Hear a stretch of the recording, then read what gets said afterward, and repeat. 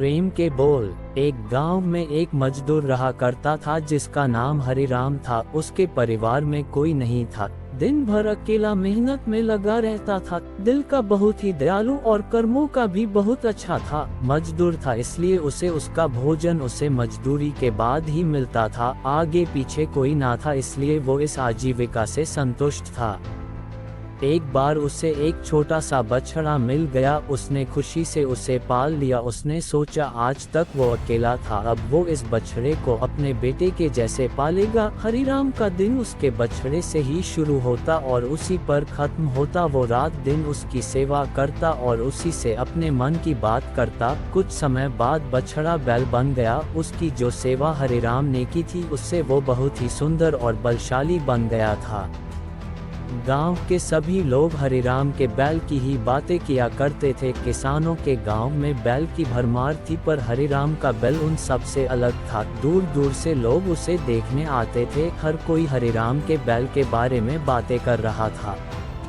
हरिराम भी अपने बैल से एक बेटे की तरह ही प्यार करता था। भले खुद भूखा सो जाए लेकिन उसे हमेशा भर पेट खिलाता था। एक दिन हरिराम के स्वप्न में शिव का नंदी बैल आया। उसने उससे कहा कि हरिराम, तुम एक निस्वार्थ सेवक हो। तुमने खुद की तकलीफ को छोड़कर अपने बैल की सेवा की है, इसलिए मैं तुम्हारे बैल को बोलने की शक्ति दे रहा हूँ।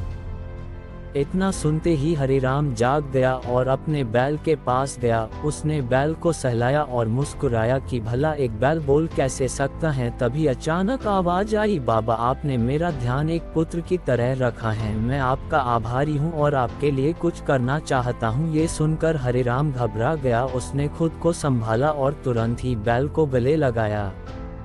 उसी समय से वह अपने बैल को नंदी कहकर पुकारने लगा। दिन भर काम करके आता और नंदी से बातें करता। गरीबी की मार बहुत थी नंदी को, तो हरिराम भर पेट देता था लेकिन खुद भूखा सो जाता था। ये बात नंदी को अच्छी नहीं लगी। उसने हरिराम से कहा कि वो नगर के सेठ के पास जाए और शर्त रखे कि उसका बैल नंदी 100 गाड़ी खींच सकता है और शर्त के रूप में सेठ से 1000 मुहरे ले लेना। हरिराम ने कहा, नंदी, तू पागल हो गया है। भला कोई बैल इतना भार वहन कर भी सकता है। मैं अपने जीवन से खुश हूँ, मुझे यह नहीं करना। लेकिन नंदी के बार बार आग्रह करने पर हरिराम को उसकी बात माननी पड़ी। एक दिन डरते डरते हरिराम सेठ दीनदयाल के घर पहुंचा। दीनदयाल ने उससे आने का कारण पूछा। तब हरिराम ने शर्त के बारे में कहा। सेठ जोर जोर से हंसने लगा। बोला, हरिराम, बैल के साथ रहकर क्या तुम्हारी मति भी बैल जैसी हो गई है? अगर शर्त हार गए तो 1000 मुहर के लिए तुम्हें अपनी झोपड़ी तक बेचनी पड़ेगी। ये सुनकर हरिराम और अधिक डर गया, लेकिन मुंह से निकली बात पर मुकर भी नहीं सकता था। शर्त का दिन तय किया गया और सेठ दीनदयाल ने पूरे गांव में ढोल पिटवाकर इस प्रतियोगिता के बारे गांव वालों को खबर दी और सभी को यह अद्भुत नज़ारा देखने बुलाया। सभी खबर सुनने के बाद हरिराम का मजाक उड़ाने लगे और कहने लगे कि यह शर्त तो हरिराम ही हारेगा। ये सब सुनकर हरिराम को और अधिक डर लगने लगा और उससे नंदी से घृणा होने लगी। वो उसे कोसने लगा, बार बार उसे दोष देता और कहता कि कहाँ मैंने इस बैल को पाल लिया, मेरी अच्छी भली कट रही थी, इसके कारण सर की छत से भी जाऊंगा और लोगों की थू थू होगी वो अलग।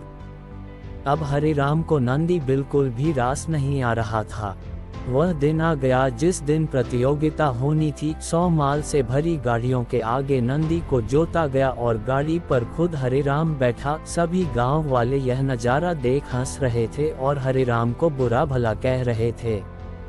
हरिराम ने नंदी से कहा, देख, तेरे कारण मुझे कितना सुनना पड़ रहा है। मैंने तुझे बेटे जैसे पाला था और तूने मुझे सड़क पर लाने का काम किया। हरिराम के ऐसे घृणित शब्दों के कारण नंदी को गुस्सा आ गया और उसने ठान ली कि वो एक कदम भी आगे नहीं बढ़ाएगा और इस तरह हरिराम शर्त हार गया। सभी ने उसका मजाक उड़ाया और उसे अपनी झोपड़ी सेठ को देनी पड़ी।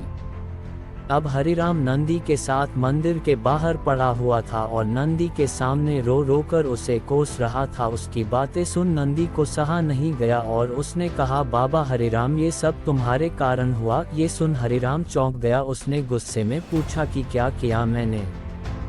तुमने भांग खा रखी है क्या? तब नंदी ने कहा कि तुम्हारे प्रेम के बोल के कारण ही भगवान ने मुझे बोलने की शक्ति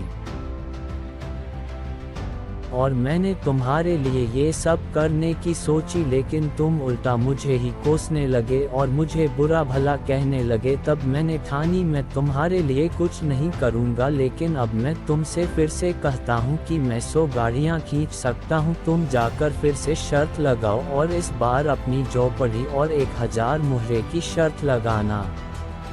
हरिराम वही करता है और फिर से शर्त के अनुसार 100 गाड़ियाँ तैयार कर उस पर नंदी को जोता जाता है और फिर से उस पर हरिराम बैठता है और प्यार से सहलाकर उसे गाड़ियाँ खींचने कहता है। और इस बार नंदी यह कर दिखाता है जिसे देख सब स्तब्ध रह जाते हैं और हरिराम शर्त जीत जाता है। सेठ दीनदयाल उसे उसकी चौपड़ी और 1000 मुहरे देता है।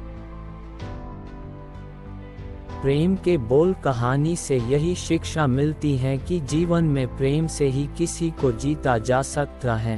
कहते हैं प्रेम के सामने ईश्वर भी झुक जाता है, इसलिए सभी को प्रेम के बोल ही बोलना चाहिए।